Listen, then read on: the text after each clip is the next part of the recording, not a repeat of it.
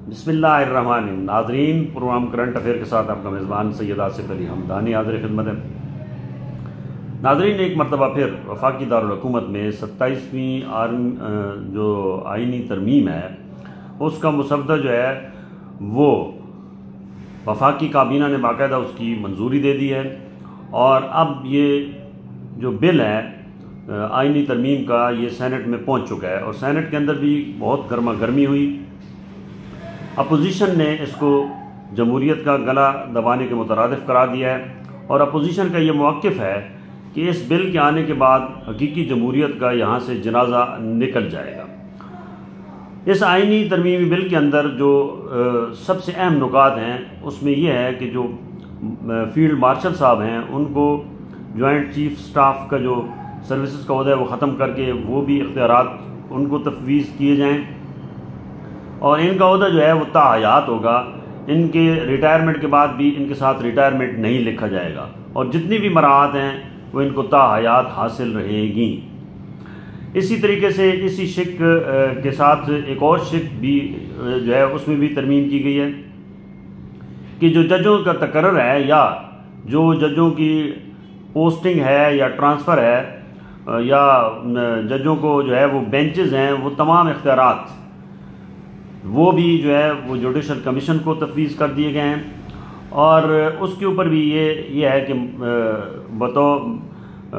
बकौल अपोजिशन के कि मनपसंद लोगों को जहाँ दिल चाहेगा वहाँ उनको ट्रांसफ़र कर दिया जाएगा और मनपसंद जजों की जो है वो उनको लगाया जाएगा और मर्ज़ी के फ़ैसले लिए जाएंगे और जुडिशरी को बिल्कुल बेख्तियार कर दिया जाएगा। वो अपनी मर्ज़ी का कोई फ़ैसला नहीं कर पाएंगे और अगर किसी बेंच ने फ़ैसला करने की कोशिश की मेरिट पे तो वो बेंच ही तब्दील कर दिया जाएगा।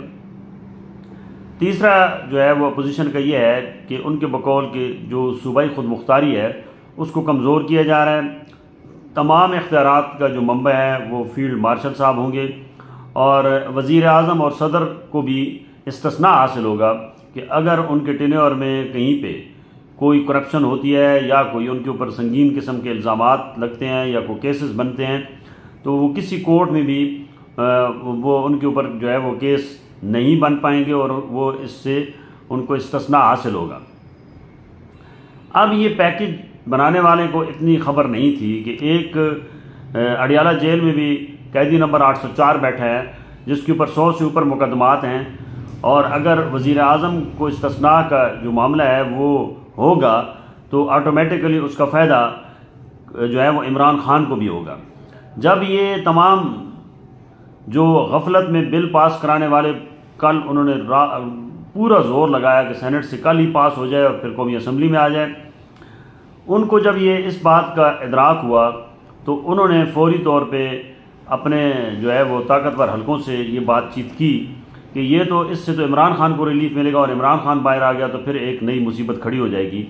लिहाजा आज सदर मुमलिकत आसिफ अली ज़रदारी और वज़ीर आज़म शहबाज शरीफ ने बाकायदा तौर पे जो है वो इस्तिस्ना की जो शिक थी उन्होंने यू टर्न ले लिया और उन्होंने कहा कि हमें इस्तिस्ना नहीं चाहिए।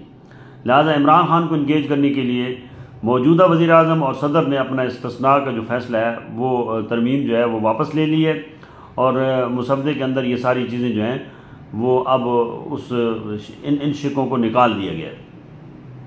दूसरी जानिब आज इत्तेहादी जमातों का हंगामी इजलास हुआ इस्लामाबाद में और उन्होंने ये वाज़े तौर पे मुश्तरका जो है वह अलामिया जारी किया है कि हम किसी किस्म की 27वीं तरमीम की किसी शिक को तस्लीम नहीं करेंगे और 11 नवंबर से बाज़ाब्ता तौर पे जो है वो इन आइनी तरामीम के ख़िलाफ़ एहतजाज शुरू करेंगे और जो इस इत्तेहादियों ने जो इसमें मौक़िफ़ इख्तियार किया वो ये कहा है कि अमली तौर पे इस वक्त जमहूरियत जो है वो ख़त्म कर दी गई है और एक बंदे को तमाम जितने भी इख्तियारात हैं वो भी आर्मी के जो चीफ़ हैं उनको जो है वो तफवीज़ करने की कोशिश की जा रही है। आइन के जो है वो संगीन किस्म का मजाक उड़ाया जा रहा है। आइन में इस किस्म की कोई गुंजाइश नहीं है। जो तरमीम लाई जा रही हैं ये मावराए आइन हैं और इनका जो है वो जमहूरियत से जो है वो किसी सूरत कोई तल्लक नहीं है।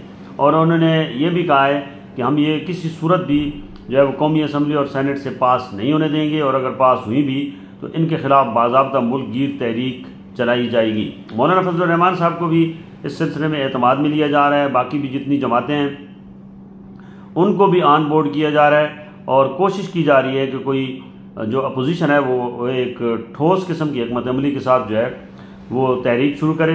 अगर ये तहरीक शुरू होती है तो क्या ये मौजूदा हुकूमत को कुछ फ़र्क पड़ेगा? सवाल तो ये बनता है, क्योंकि तहरीकों की कामयाबी का राज जो है वो अवाम के साथ है, और अवाम इस वक्त सख्त मुश्किलात से दो चार हैं। वो अपनी जो पेट की आग है वो बुझाने के लिए जो है वो मसरूफ़ अमल हैं। उनके पास, अवाम के पास एहतजाज के लिए टाइम ही नहीं है, क्योंकि जितनी भी माजी में भी एहतजाजी कालें तहरीक इंसाफ ने दी हैं वो नाकाम हुई हैं। उस लेवल की गैदरिंग नहीं हुई जिस लेवल पे लोगों से एक्सपेक्टेशन की जा रही थी कि शायद वो इश्क इमरान में निकलेंगे, लेकिन लोग नहीं निकले। और ख़ुसूसी तौर पे ये जो 2 क्रैकडाउन हुई हैं, एक TLP के ख़िलाफ़ और उससे पहले जो है वो PTI के ख़िलाफ़, उससे तो इतना खौफ पैदा हो चुका है कि अब पब्लिक का निकलना जो है बहुत मुश्किल तरीन एक टास्क है। और अपोजिशन के अंदर भी जितनी जमातें हैं इन्होंने भी मुख्तलिफ अदवार में अवाम के साथ जो है वो झूठे वादे किए, अवाम को सुहाने ख्वाब दिखाए, अमली तौर पे कुछ डिलीवर नहीं किया, जिसकी वजह से अवाम इनके ऊपर भी इतना वो एतमाद नहीं करते कि कोई लाखों का मजमा बाहर आ जाएगा और वो रास्ता रोकेंगे कि ये आईनी तरमीम नहीं हो सकेगी। वकला बरादरी जो बेंच और बार के दरमियान एक पुल का किरदार अदा करते हैं, वो भी तकसीम हैं, उनके भी धड़े बने हुए हैं, उनकी भी पॉलिटिकली एफिलिएशन हैं, और वो भी कोई मुअस्सर किस्म की तहरीक आज तक नहीं चला सके। यही वजह है कि ये बंटवारा और तकसीम दर तकसीम की वजह से हुकूमत जो है वो आसानी के साथ अपने तमाम अहदाफ भी पूरे कर रही है, और कौमी असम्बली से भी ये बिल पास हो जाना है, सेनेट से भी हो जाना है, और अमली तौर पे इसका नफाज भी हो जाना है, और फील्ड मार्शल साहब जो हैं वो तायात वो बन भी जाएंगे। ये कुछ भी नहीं कर पाएंगे जो इस वक्त की करंट सूरत हाल है। लेकिन एक ज़रूर इस्तदा है कि फील्ड मार्शल साहब, आप एक दलेर इंसान हैं, एक आप सिपहसालार भी है। जिस तरीके से आपने इकॉनमी के अंदर जो है वो नई रूह डाली है, इसी तरीके से अवामी मसाइल के हल में भी दिलचस्पी लें, क्योंकि अल्लाह ने आपको सबसे बड़ा ओहदा दे दिया है, और इस ओहदे का ये तकाजा है कि इस वक्त जो अवाम बेरोज़गारी के हाथों ख़ुदकुशियाँ कर रहे हैं, महंगाई के हाथों लोग जो है वो अपने गुर्दे बेच रहे हैं, अपने बच्चे बेच रहे हैं, और इसी तरीके से जो है वो तालीमी इदारों की सूरत हाल जो है वो इंतहाई ख़राब है। हेल्थ का जो सेक्टर है वो कमज़ोर है। आप फुल तवज्जो से मुल्क के अंदर इमरजेंसी नाफिज कर दें, और इन तमाम शोबों को जो है वो प्रायोरिटी बेस पे करें, ताकि आम आदमी को रिलीफ मिले। फिर वो आपकी इस फील्ड मार्शल के ओहदे को भी लोग सलूट मारेंगे, और आपको भी सलूट मारेंगे कि आपने उनके बारे में सोचा है। मुल्क के अंदर जो इस वक्त महंगाई का तूफ़ान है उसको रोकें, अमली तौर पर रोकें। आटा, घी, चीनी, दालें, हर रोज़ इनके रेट ऊपर नीचे हो रहे हैं। इनका एक मुस्तकिल फ़िक्स रेट करें और लोगों की अप्रोच में करें। अभी देखें चंद दिनों से नान बाई एसोसिएशन ने मुल्क भर के अंदर तंदूर बंद हैं, और मज़दूर बेचारा रोटी से भी आवाज़ार है, क्योंकि उनका कहना है कि गंदम महंगी कर दी गई है, जबकि हमें कहा जा रहा है कि आप फ़िक्स रेट्स पे बेचें रोटी। ये कैसे मुमकिन है? तो इस किस्म के जो बुनियादी मसाइल हैं आवाम के, उसको फोकस करें, क्योंकि तरामीम भी ये आपने करवा ली हैं, इख्तियारात भी आपके पास आ गए हैं। अब डिलीवर करना आपका काम है, आप डिलीवर करें, कौम आपके साथ खड़ी हो जाएगी, यकीन करें। क्योंकि पाकिस्तान के अंदर जो पॉलिटिक्स है इससे लोग मुतमईन नहीं हैं, और लोगों का यही मौक़िफ़ है कि हमें ऐसा कोई लीडर चाहिए जो इस मुल्क के अंदर हमारी सोचे, हम आम तबके की जो है वो हालत बदले।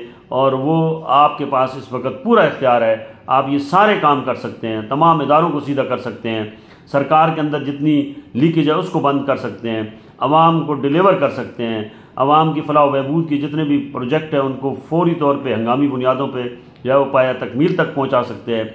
सिर्फ यह है कि करप्ट माफिया से जान छुड़ाएं और अच्छे लोगों को आगे लाएं, बासलाहियत नौजवानों को आगे लाएं, वो उनको कमांड दें मुल्क की जो है वो मुख्तलिफ नज़्म व नस्क चलाने के लिए। तो इंशाअल्लाह एक बहुत अच्छा पाकिस्तान का जो रोशन मुस्तकबिल है वो ज़िंदा व जावेद हो सकता है। बसूरत दीगर तरामीम से कोई फ़ायदा नहीं है जब तक आवाम को रिलीफ नहीं मिलता। बहुत शुक्रिया।